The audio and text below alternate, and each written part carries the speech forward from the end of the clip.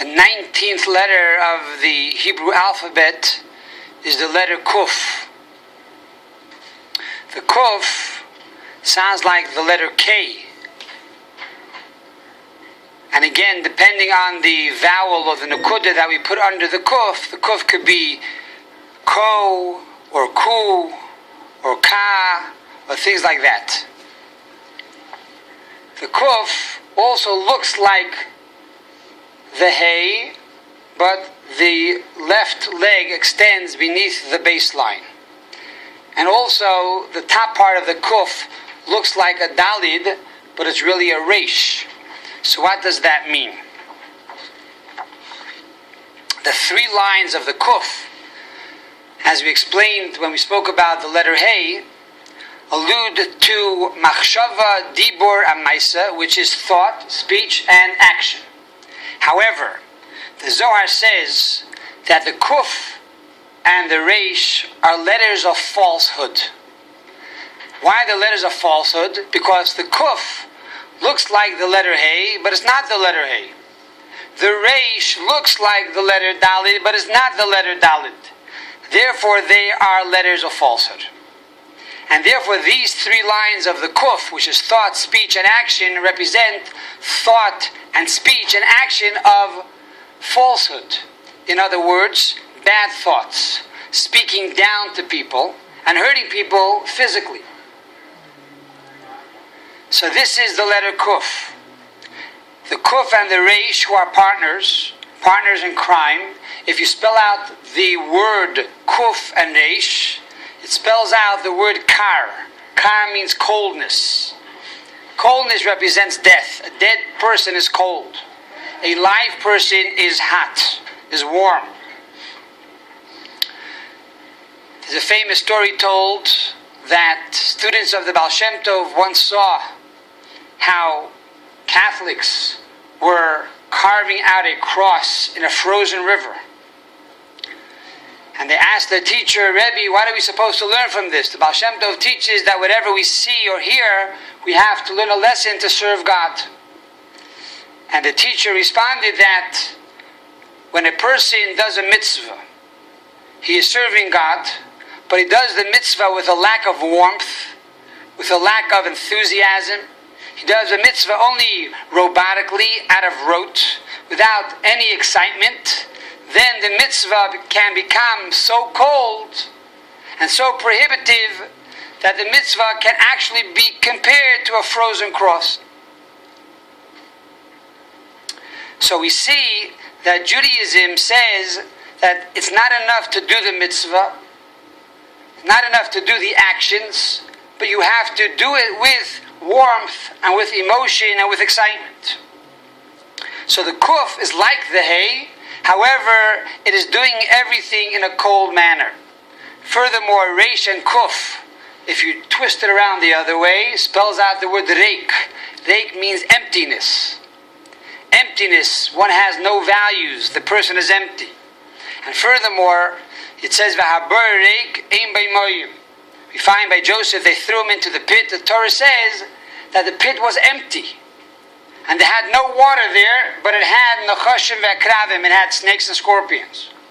And we derive from this that ein mayim el Torah. We know that Torah is compared to water. If there is no water in one's mind, if one is not thinking holy thoughts, then it's not only that the mind is empty, but automatically there will be snakes and scorpions that will creep into one's mind. So there's no such thing as being neutral. You're either replete with thoughts of holiness and godliness and Torah, or God forbid, your mind is replete with thoughts of kuf, of impurity, and thoughts of nechashim ve'akravim, snakes and scorpions.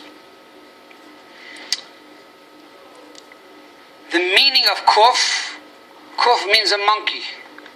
Monkey see, monkey do. A monkey looks like it could be human. It has 2 hands, it has 2 feet, it has a similar face. However, it lacks a few of the DNA of a human being. it is not human.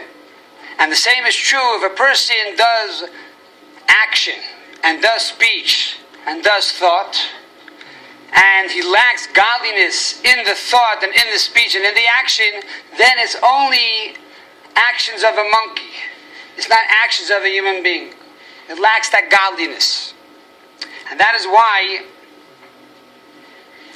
the letter Resh, which is also a letter of falsehood, even though it looks like a Dalit, but it's missing the Yud on the right side.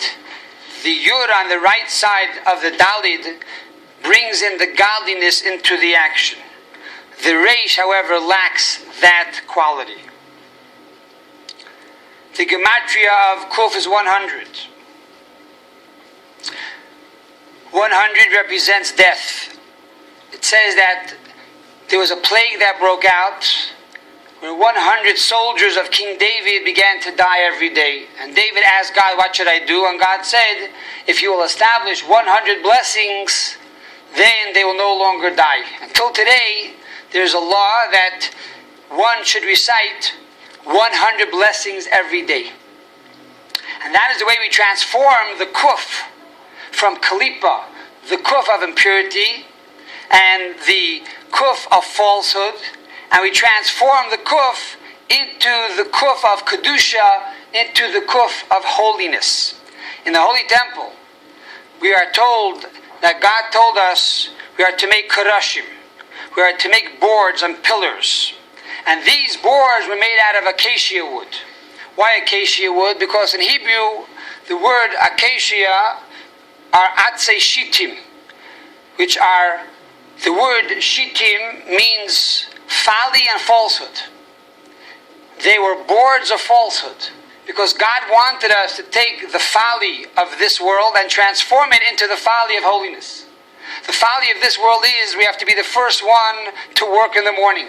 We have to be the first one when it comes to a show on Broadway. We have to be the first one when it comes to a football game or a basketball game. We have to be there before it even starts to make sure we get good seats. It's folly. What happens if you come 5 minutes late? Don't worry, the players will play without you. But you have to be there on time. You have to make sure you catch that first game, that first shot, that first pitch. Yet when it comes to the shul, you don't have to be there right away. You don't have to come there early. So you'll miss the first Kaddish. So you'll miss 5 minutes of the rabbi's sermon. So you'll come a few minutes late. Who cares? So the purpose of the Mishkan is to transform the folly of this world and bring it into the folly of holiness. And that is why they took the Karashim, these beams and these pillars that were made out of acacia wood, to transform the folly and the foolishness of this everyday world and become foolish and folly in spirituality. And how do we spell the word Keresh? How do we spell the word pillar or board?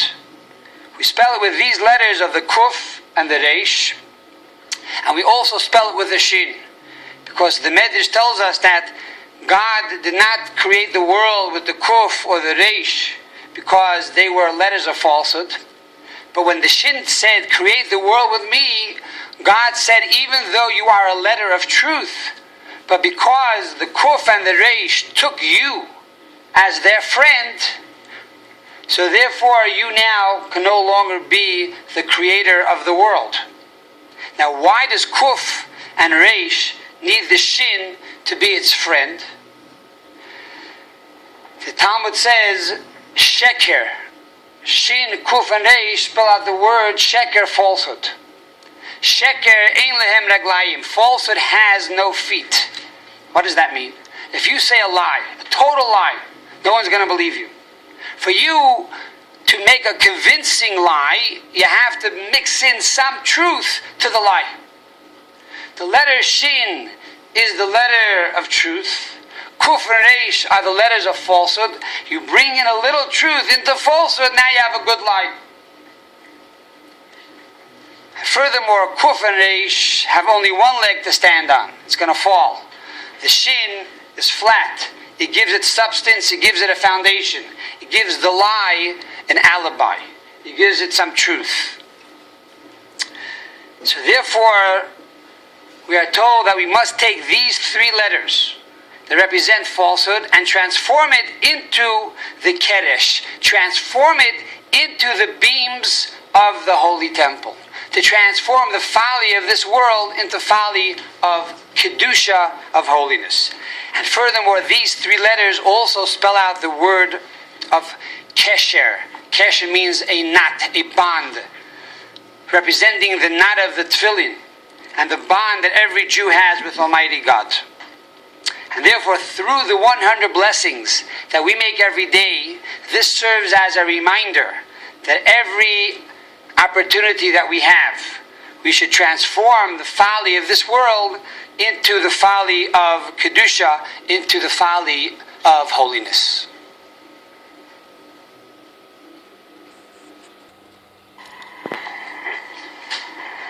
The 20th letter in the Hebrew alphabet, in the Aleph Beis, is the letter Resh. Resh sounds like the letter R for rabbi or Rebbe.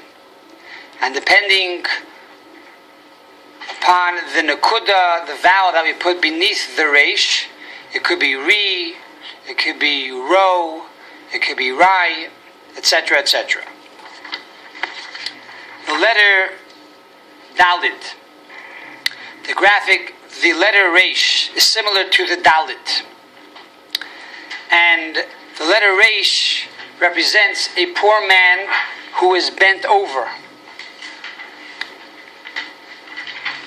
Now, the word Resh also means poor.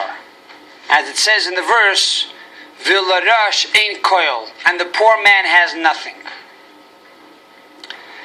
Now, why is it poor? It's poor for a number of reasons. It's poor because it's missing the third leg of the Resh, which is the leg of the Hay.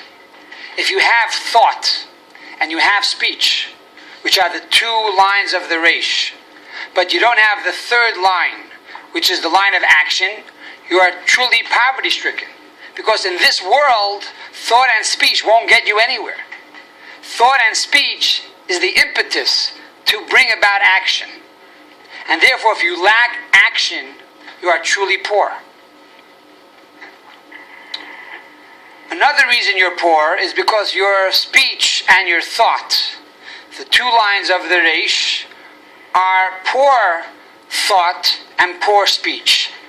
In contrast to the Dalit, which also looks like the Resh, that has good thought and good speech, holy thoughts and holy speech. The Resh has evil thoughts and evil speech. It uses foul language, and it thinks evil thoughts. Another reason why it's poor is because it lacks the Yud to the right of the Resh. In contrast to the Dalit, that has the Yud, the name of God there, which gives it spirituality, the Resh has no godliness in its life, and therefore, unfortunately, it is lacking everything. We find this when we contrast the two words of Echad and Acher. When we say the Shema Yisrael, Hashem Elokeinu, Hashem Echad, hear, O Israel, God is our Lord, God is one. We say Echad, and the Dalit is a large Dalit in the Torah. We have to be careful not to mistake the Dalit for a Resh. If we say Hashem Acher, God forbid, God is other, implying other gods, says the Talmud, we can be machriv olamos, we can destroy worlds. So from one God, God forbid, you can go to many gods, which is idolatry. What is the gematria of Resh? The gematria of Resh is 200. Why is it 200? Because it says, what makes a person poor if he does not even have $200? Says the Talmud, if he lacks $200, he doesn't have $200, he has a right to collect alms. He has a right to collect charity. that makes him poor. And therefore, Reish, he is truly poor. He does not even have $200 to his name. The Talmud says, Ein ani ela bedas. Who is a true poor man? One that lacks knowledge. If you lack the knowledge of Torah, you are truly poor. If you lack money, you are not truly poor. Money comes, money goes. That doesn't make you rich. True richness is knowledge of God, knowledge of Torah, and performance of mitzvos.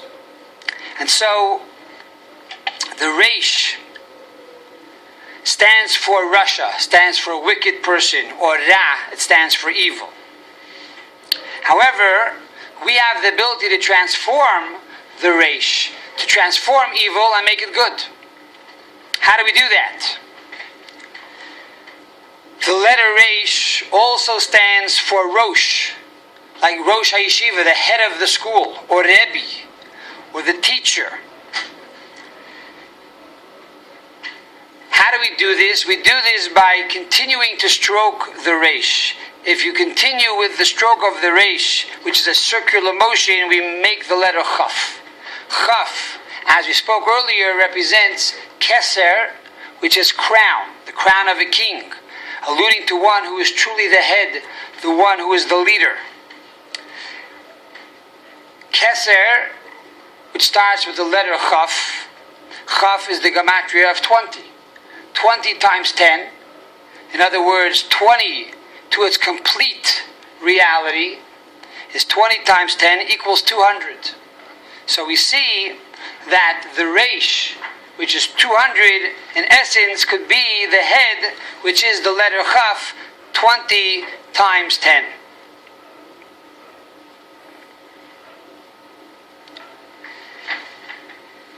We said earlier that both the Reish and the Dalet are very similar.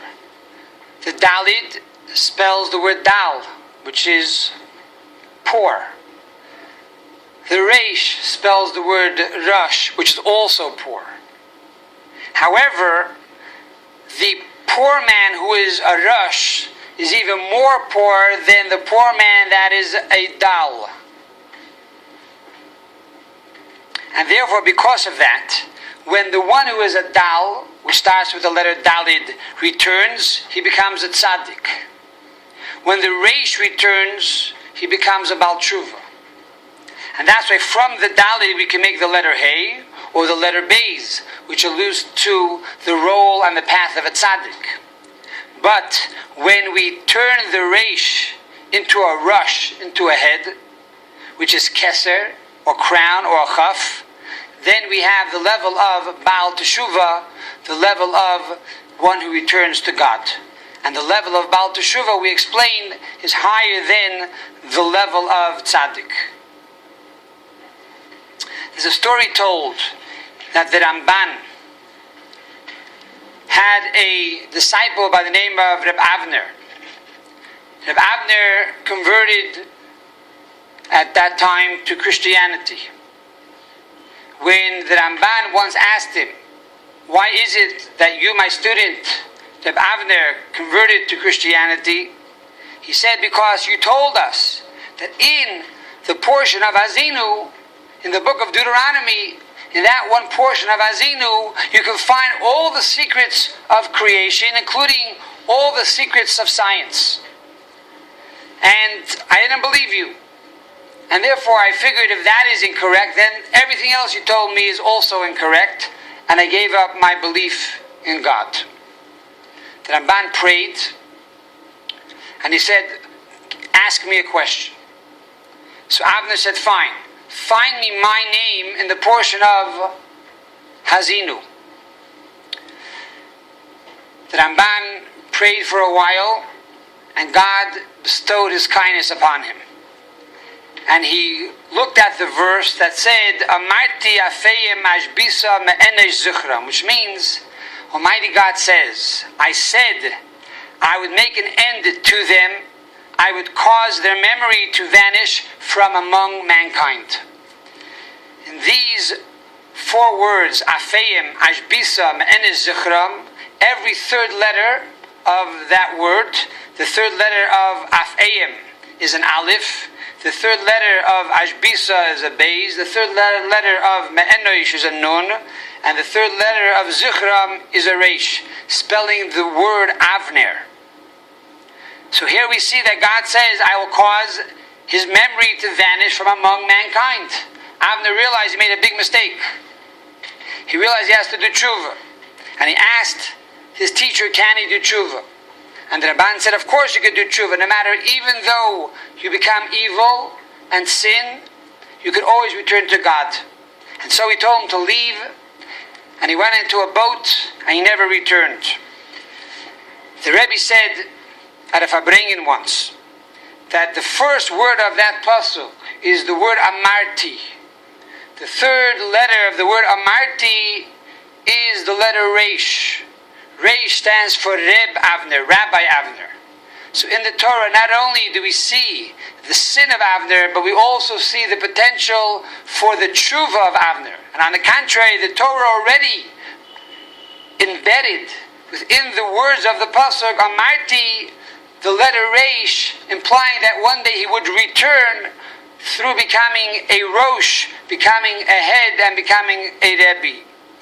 And that is the power of the letter Reish, to transform falsehood into holiness and into the level of Keser, into the level of crown, implying a divine will and also divine pleasure in Almighty God.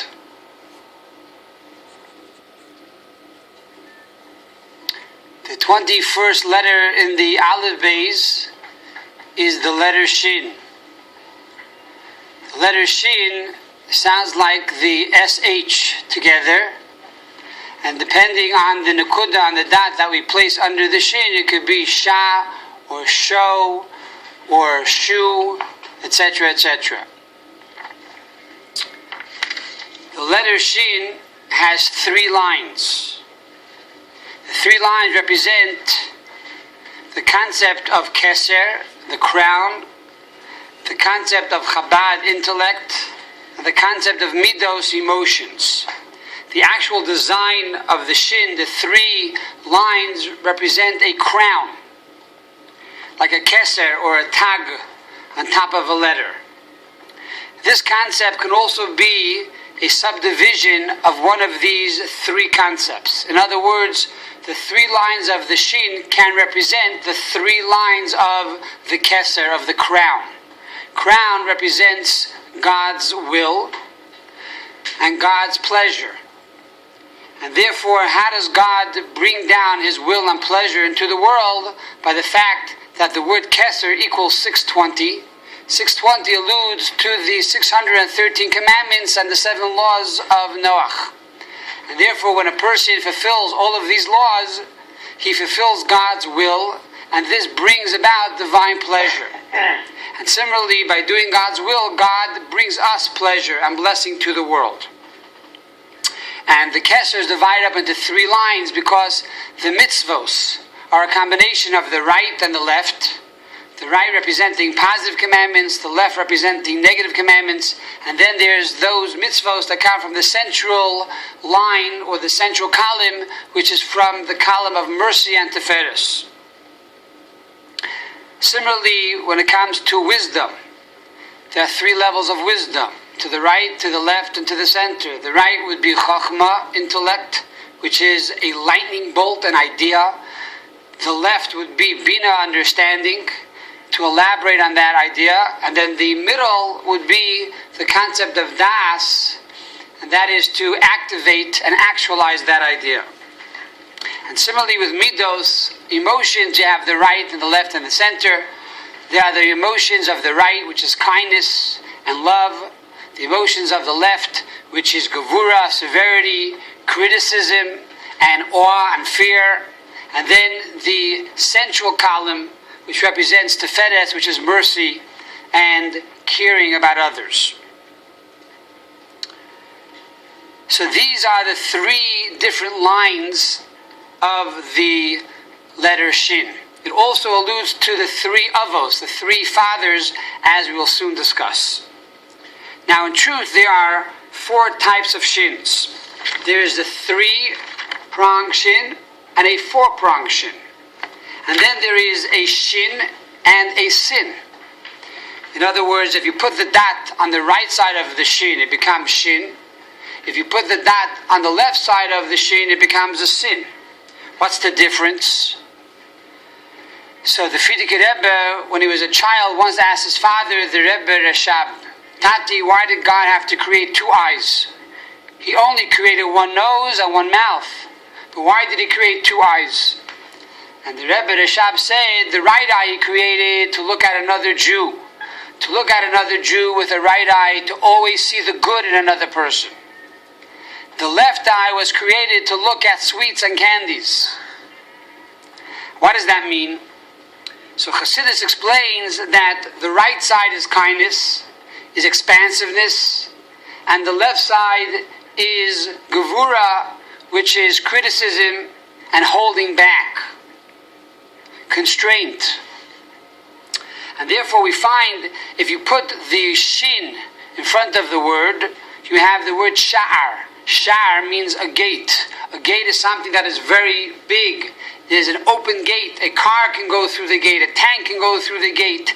The gate is very wide. However, if you take the same three letters that spelled out sha'ar, and now you switch the dot from the right side of the shin to the left side of the shin, you now have the sin. It now spells out the word se'or. Se'or are hairs, the hairs of one's head. The opening in the hair is very, very small. Yet, on one hand, the hair is alive.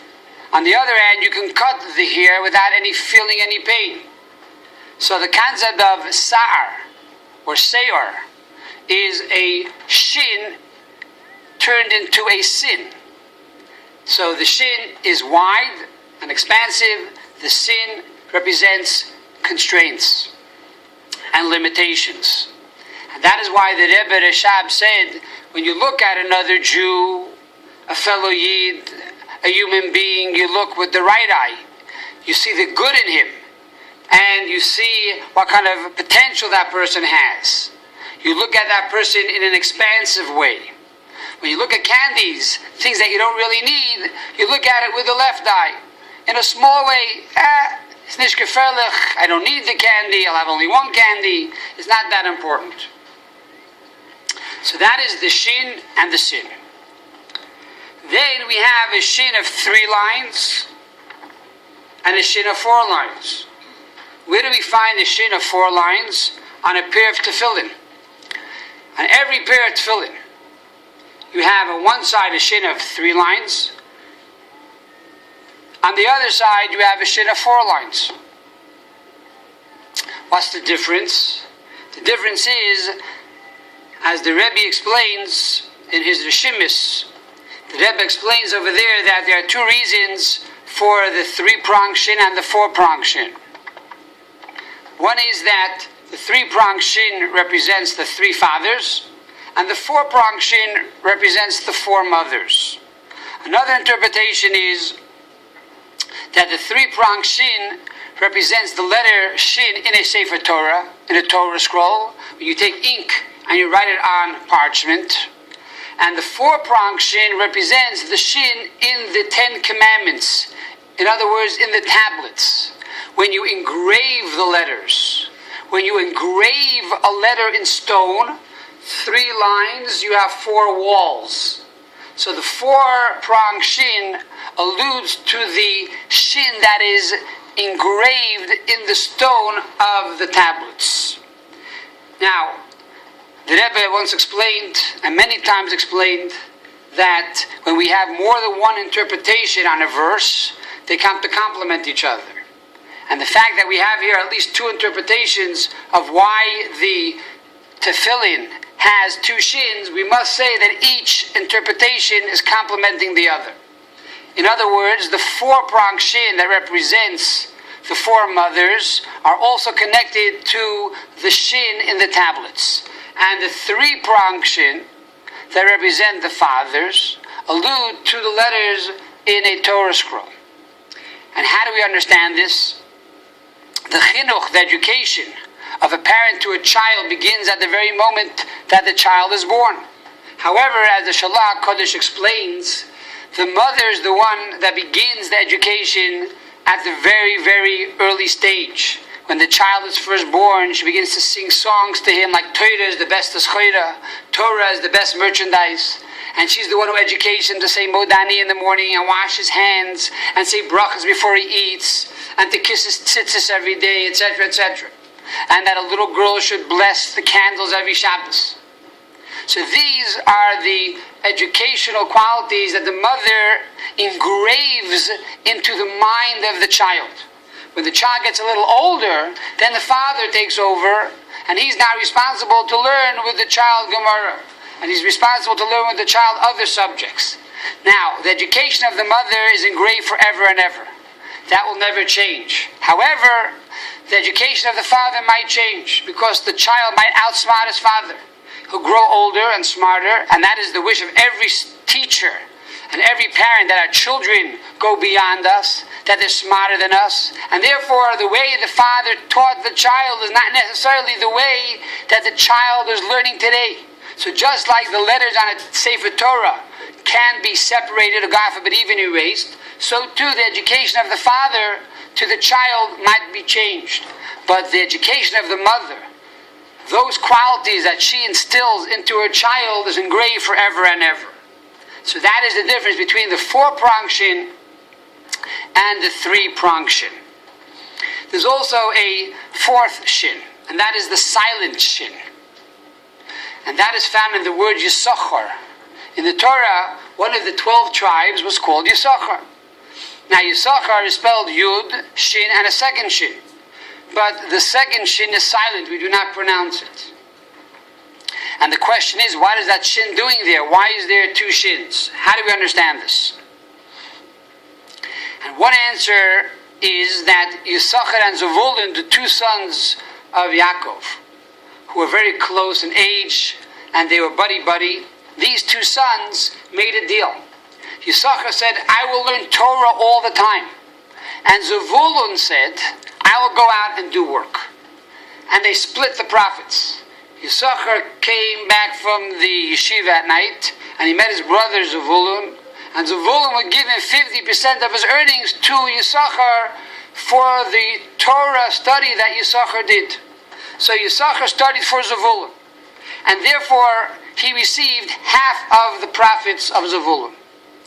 And that is why there is a silent shin in Yisachar, because the word Yisachar means yesh sachar. There is reward. However, the second shin is silent because Yisachar was really a silent partner in the business of Zevulun. So therefore, the shin is not pronounced. Another concept is that the silent shin also alludes to two levels of Torah. There's the revealed Torah that we speak about in public, and then there's the hidden Torah that remained hidden for many generations until the Arizal came along in 1570 and said, Mitzvah legali zeh chachma, now we have to reveal this wisdom to the world.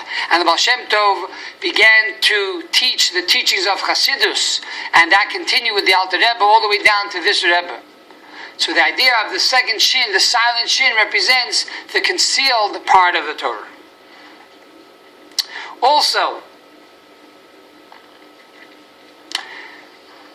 the word Yisachar can allude to Yesh Sachar, as we said earlier. The word Yesh, there is, also alludes to 310, because Shin equals 300 and Yud equals 10. There are 310 worlds of pleasure, as the final Mishnah says in the Tractate of Uksim, that there are 310 worlds to every tzaddik. The question is, why only 310? Where did we get that number? The Alter Rebbe in Likutei Torah explains that really there should be 620 worlds, because there are 620 commandments, 613 of the Torah law, and then 7 laws of the rabbis. and the 7 Noahide laws that one is obligated to teach the nations of the world. So there's a total of 620. Why then are there only 310 worlds? Because we have half of 620. Yisachar, who is learning the Torah, all 620 mitzvahs of the Torah, gives half of his Torah learning over to Zevulun. So Yisachar only has Yesh, he only has 310. The other 310 is now given over to his brother.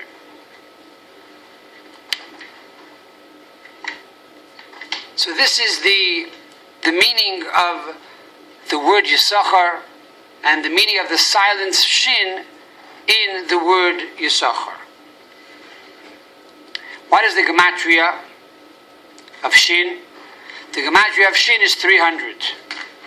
What is the meaning of 300? On a simple level, the 3 lines of the Shin, as we said earlier, represent the concept of Keser and also the concept of intellect and also the concept of emotions. So Keser is the idea of pleasure and divine will. And therefore 300 alludes to perfection. In other words, if you get 100 on your test, you got a perfect score. And similarly in Judaism, when you reach 100, which is 10 times 10, this represents perfection. So Shin represents one's perfection in these 3 columns. Similarly, the 3 columns or the 3 lines of the Shin can also allude to Torah, Avoda, or Gumilas Chasodim, the study of Torah, prayer, and good deeds. Some people excel in one field, the study of Torah. Other people excel in a second field, charity.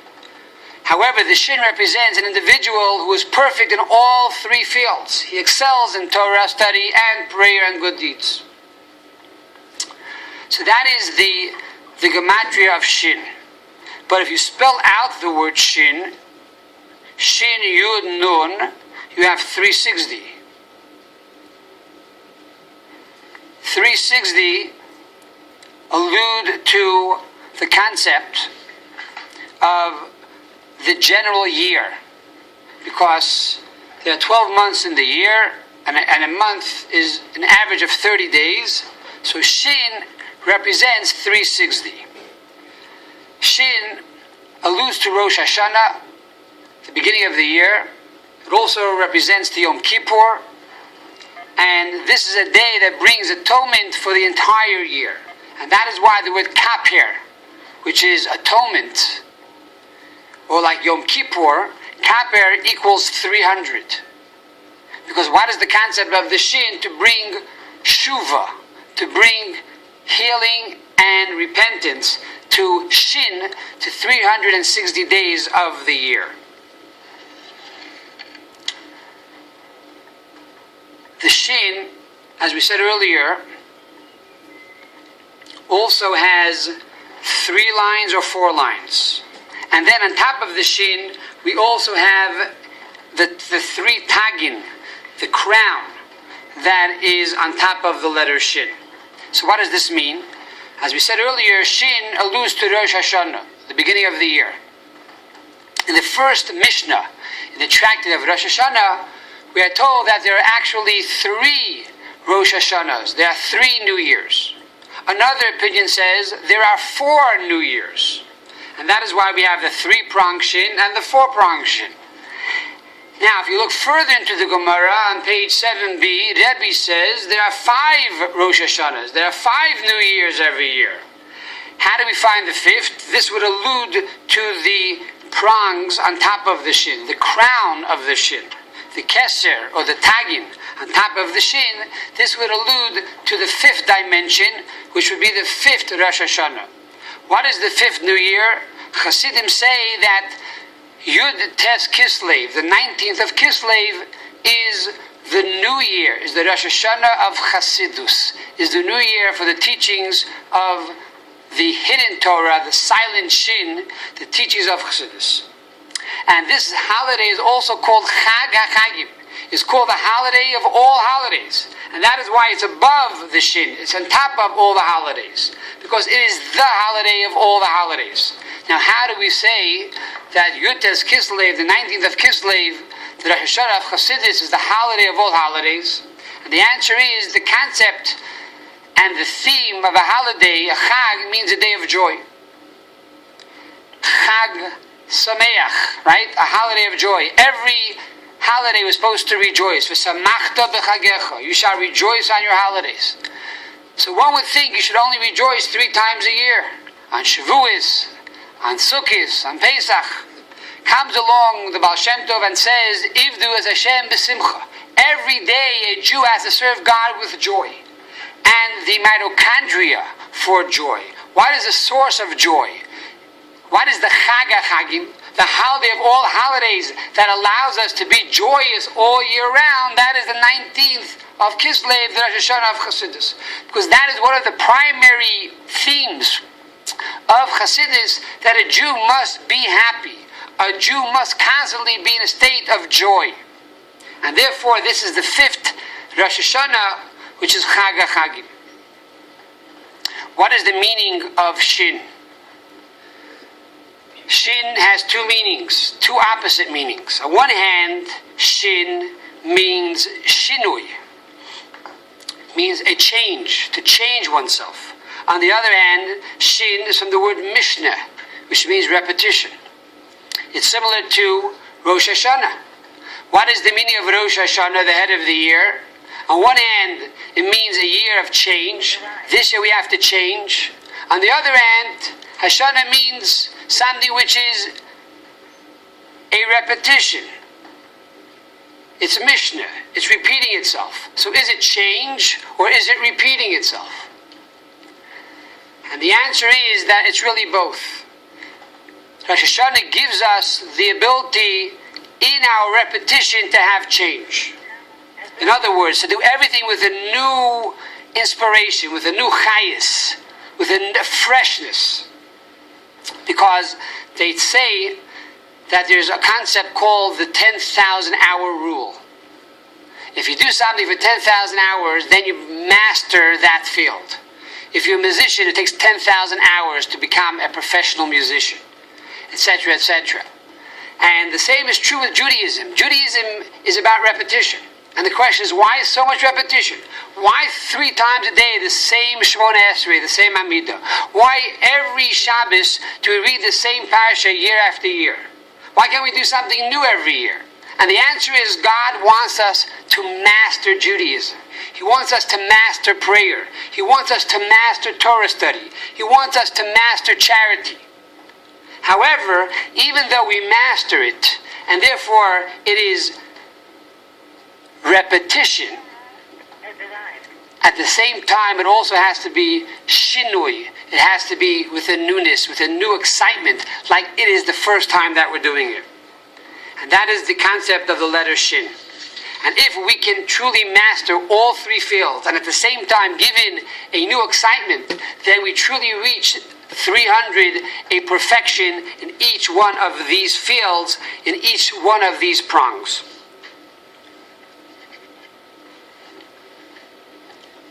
And this is the meaning of the letter Shin. The final letter in the Aleph base, the 22nd letter in the Aleph base, is the letter Tav. The Tav can sound like a T. So it's Ta or T. It could also be like a Saf. And therefore it sounds like an S. So it could be Sa and So, etc., etc. That is the letter Tav. 22nd letter in the Aleph base. Now, what is the meaning of Tav? There's a design, and there is a gematria and a meaning. The design of the letter Tav is a Dalid and a Nun. A Dalid and a Nun together spells out the word Dan, the tribe of Dan. Dan means to judge. Dan was the last camp of the 4 camps of Israel. The 12 tribes were divided up into 4 camps, and the tribe of Dan was called Ma'asef L'chol HaMachanois. It was the last final camp. And it was famous for fulfilling the mitzvah of Hashavas Haveda, of returning lost objects. If somebody lost something, the last camp would pick it up and return it back to the first camp. The Talmud says, Ezehu Sheita, who is a fool, who loses kol ma shenoistim loy. He loses whatever is given to him. On a simple level means he's not responsible. On a spiritual level, the word ma represents the level of bittul, the level of self-nullification, the level of humility, which comes from the natural soul, the godly soul. When we have a godly soul and we are able to tap into it, we realize that we are nothing compared to God. And that should bring us to a level of bittul. A person who loses this bittul, a person who loses this humility, that person is truly a fool. And so the tribe of Dan, the letter Tuf, the final letter brings him back, returns that humility to that individual. And therefore Dan was considered to be the feet of Israel. Even though feet on one hand is the lowest part of the body, yet through the feet we're able to bring the head to its destination. The head is ego, but ego can get to one's head and therefore block one's intellect and one's senses. Therefore we need the feet, which has no intellect, which is bittul, humility, to be able to bring the head to its true perfection. The word dan also means law, to judge. A person that has bittul, a person that is truly humble, realizes before he does something, he must ask himself, what does the Shulchan Aruch, what does the code of Jewish law tell me to do? And that is what I will follow. So even though I have my own mind, my own desires, my own will, I have the ability to become humble, to nullify my will for God's will, and follow the laws of the Shulchan Aruch, the laws of the Jewish code of law. So that's the first interpretation of the design of the letter Tuf. Then we have another interpretation, and that is the Tuf, as we said earlier, is a Dalet and a Nun. Dalet, it can mean two things. It can mean, number one, Dal, a poor person, and number two, Dal can also mean Dilisani, to lift me up. And then you have the letter Nun. The Nun, on one hand, means Eina'ah. Eina'ah means deception. There are two types of deception. There's one type of deception that a person falls into the world, a world of deception. He begins to run after his lusts and temptations, after money, after honor and power, and he forgets the true purpose of this world. And after 120 years, when he comes to heaven, he has nothing. He is truly a dalit, he is a dal, he is a poor man. There's another type of eina'ah, another type of deception, that a person realizes that God is concealed in the world, and therefore he searches for God. And when he finds God and begins to live his life according to God and Torah, then at the end of his life he's dilisani, he was truly lifted up to the highest level possible. And that is the sin of the generation of Noach. We say Noach was a tzaddik b'doirei sav in his generation. Says Chassidus b'doir tav. Noach was a generation of the letter tav. They had the potential to reach the highest levels. On the contrary, however, they fell into the lowest levels because they turned the tav into a world of deception. And because of that, they had true dalus, they had true poverty, and because of that, the world was destroyed. A third interpretation of Tav is that the Tav is the final letter of the Aleph Beis, as the Rebbe explains, and therefore means completion and perfection. He went through all the letters of the Aleph Beis, and every letter has a meaning, and every letter has a theme, and every letter has a teaching. When you've gone through and mastered all 21 letters, and now you come to the final letter, the 22nd, now you reach true perfection. And that is the graphic design of the Tav. It has 3 lines, as we said earlier. 1, 2, 3. The 3 lines represent one that is perfect in Torah study, one who is perfect in prayer, and one who is perfect in charity, in all three columns. However, you're not perfect until you are imperfect. And that is why the bottom of the Tav has the letter Yud. The Yud, the smallest letter of the Aleph base, is also the letter that begins every letter of the Aleph base, represents humility, one who makes himself small. So, when you come to the letter Tav, if you truly want to be complete, Tav for Tamimus, completeness, then the final blow is humility. So when you have all of these three concepts, the perfection of Torah, the perfection of prayer, and the perfection of charity and good deeds, and then you have now one more level of perfection. You have one more level of perfection, and that is the perfection of humility, that you diminish yourself.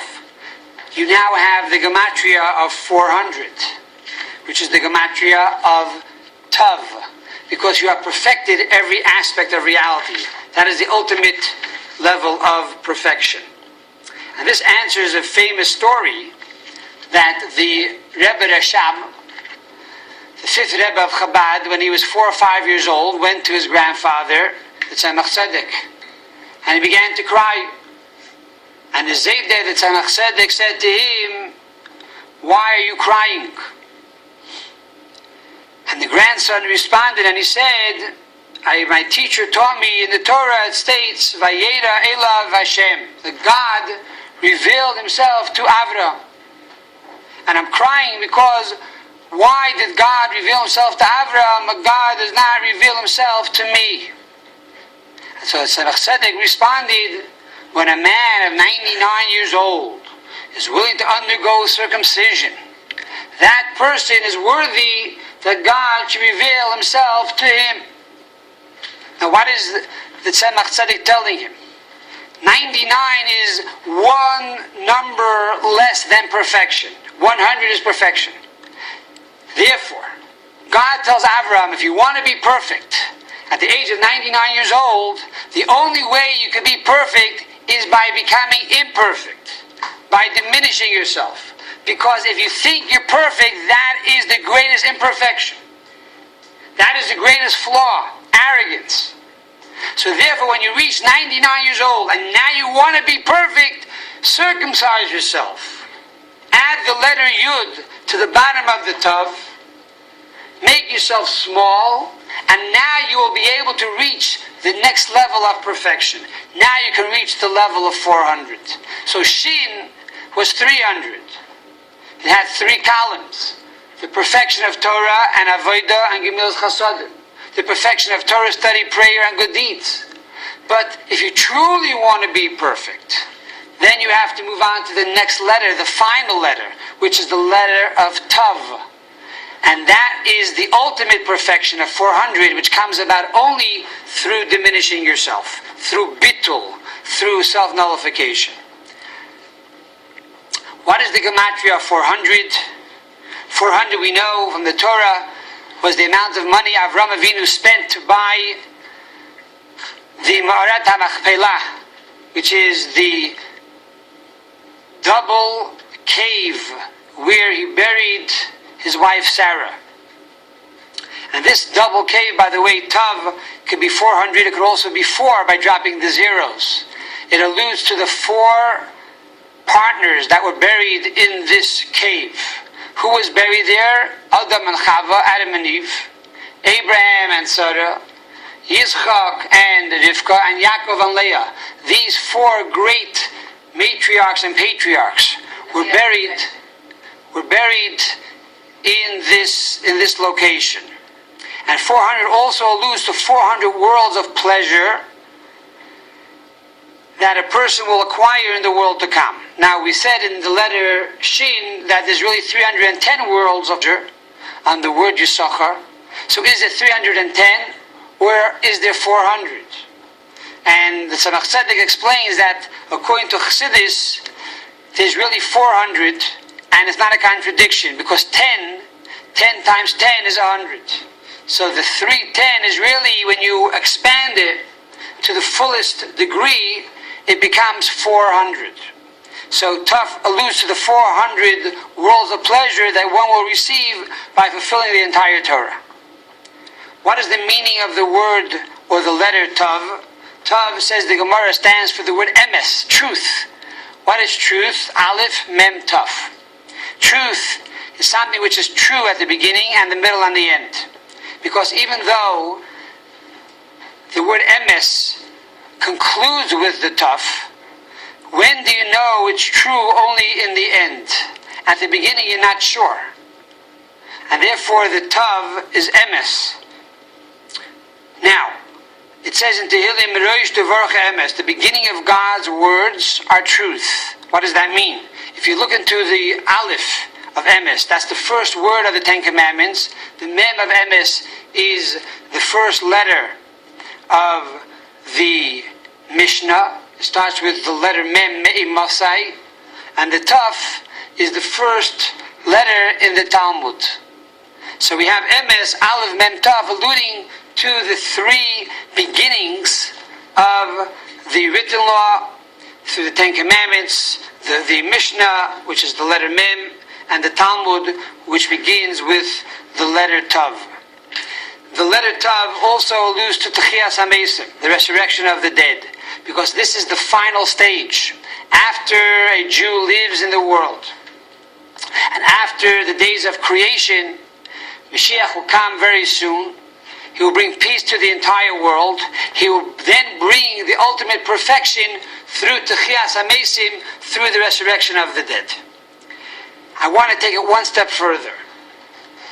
We spoke about the 22 letters of the Aleph Beis, but there are those who say that there are actually 27 letters of the Aleph Beis. And that is by counting the end letters, which is called the Mem and the Chaf and the Pei and the Tzadik and the Nun, Mansapach.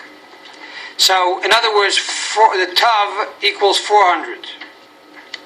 Then you go to the Chaf, the long Chaf is 500. The Mem is 600. The Nun is 700. The Pei is 800. And the Tzadik is 900. So now, if you add up these 27 letters, starting with Aleph, which is 1, and Beis, that's 2, and Shin, which is 300, and Tav, which is 400, and the 5 additional letters, how much does that equal up to? 1,775. What is 1,775? We are told that the first 5 years of a child, what does he do? He learns the Aleph Beis. Shana, which means year, equals 355. 355 times 5 is 1775. So for the first 5 years of a child, he learns the 27 letters of the Aleph Beis, and that brings him to Chav Zayin, which is 27, which is Zach, purity. If you want to have purity in your life, one should learn the 27 letters of the Aleph Beis.